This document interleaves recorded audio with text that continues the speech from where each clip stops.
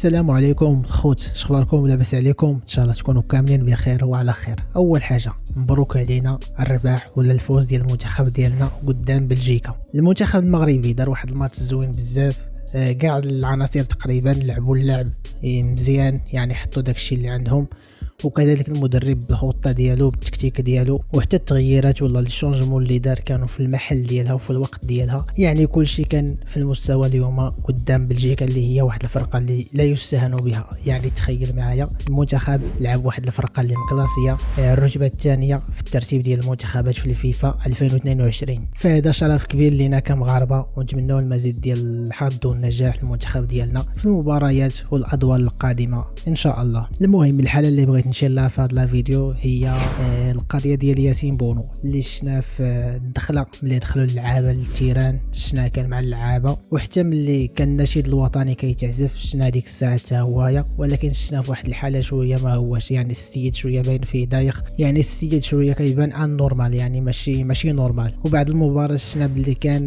جات واحد الدوخه خفيفه، داكشي علاش المدرب ما ضحاش به ودخل منير المحمدي بلاصتو، وحتى هو صراحه ما قصرش من جهته حتى هو، وحيد بزاف ديال الكواري، وحده منهم كانت خطيره بزاف وحيده، والحمد لله على كل حال. المهم المنتخب ديالنا عنده بزاف ديال الاصابات كما قال المدير الفني ديالهم الركراكي، قال لك كاين بزاف ديال الاصابات، ولكن ان شاء الله نتجاوزوا هذا الشيء في الايام القادمه ان شاء الله. كاين واحد 4 ايام ديال الراحه بين دابا وبين الماتش ديال كندا اللي جاي من هنا القدام اللي ما غيكونش حتى هو ساهل، وان شاء الله نتمنوا مزيد من التالق للمنتخب ديالنا في هذه المسابقه العالميه. خوت هذا الشيء اللي كاين في هذا الفيديو، نتمنى تعجبكم. لايك سبسكرايب مهمين بزاف، ونشوفكم فيديوهات ماجين ان شاء الله. تهلاو في راسكم، تبارك الله عليكم.